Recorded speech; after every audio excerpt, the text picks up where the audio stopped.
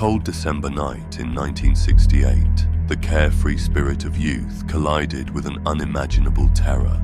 16-year-old Betty Lou Jensen and 17-year-old David Faraday were on their very first date, a quintessential American teenage experience. Their evening was set to unfold like so many others.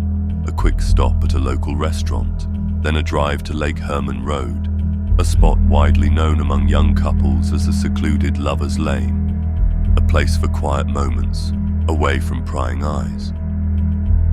Just minutes after their car settled into a graveled pull-off on Lake Herman Road, an uninvited shadow arrived. Another vehicle, silent and menacing, parked alongside theirs. A window rolled down, and a disembodied voice barked an order: "Exit your vehicle." When Betty and David, understandably confused and terrified, hesitated, the man emerged from his car, a .22 caliber pistol glinting in the dim light. Instead of immediate violence, a chilling act of psychological manipulation unfolded. The assailant walked to the rear of their car, and a single shot echoed through the night, puncturing their left rear wheel housing. This was not a random act. It was a calculated move designed to instill panic, to herd them, to strip away any remaining sense of security. And it worked. The two teenagers scrambled, fumbling with the passenger side door, desperate to escape as Betty and David stumbled out. The man moved with predatory speed. He pressed the gun against David's left ear, a point-blank shot to the skull. David Faraday, on his first date, was dead.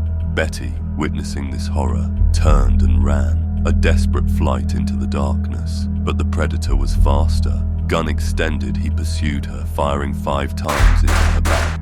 The silence that followed was broken only by the hum of his retreating vehicle. Shortly after 11 p.m., a woman, her evening stroll tragically interrupted, stumbled upon the gruesome scene. Her immediate call to the police ignited a search for a killer unlike any the world had ever seen. The hunt for the Zodiac had begun. The Zodiac Killer.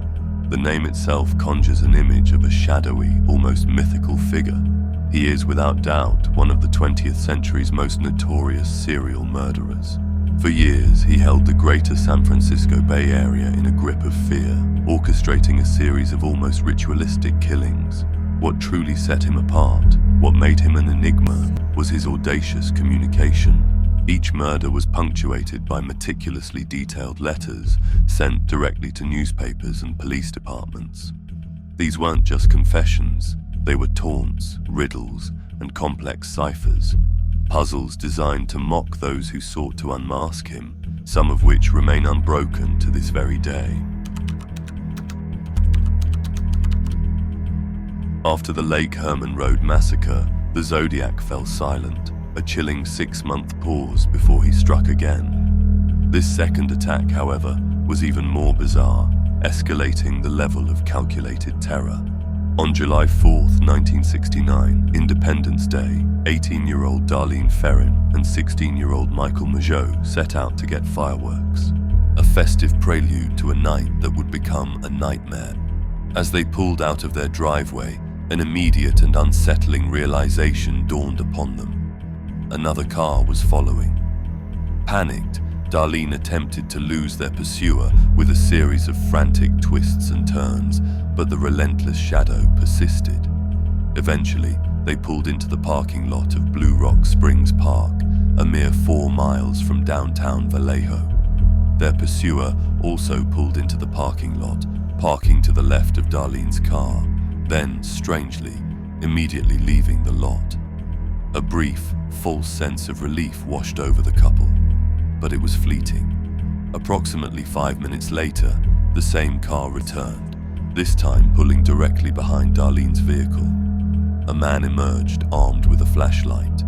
Michael, assuming it was the police, instinctively reached for his identification, asking Darlene to do the same. But before he could produce it, the flashlight beam pierced their eyes, blinding them. And then, the gunfire erupted. More than 7 shots tore through the night, piercing Darlene's lungs and heart, killing her instantly.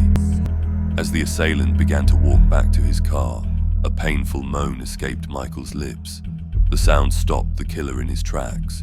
For a fleeting second, Michael saw his attacker's face, a detail he would later describe to the police with chilling clarity. Hearing Michael was still alive, the man returned, firing 2 more shots to finish the job. As a last desperate act, Michael scrambled into the back seat.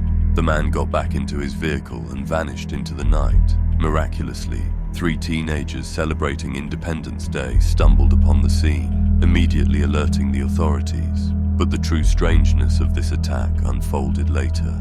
At 12:40 a.m. on that very same day, an anonymous man called the Vallejo Police Department from a payphone. He spoke briefly, then abruptly hung up. This was it, the Zodiac's first direct contact with the police, a chilling prelude to the twisted game he was about to play.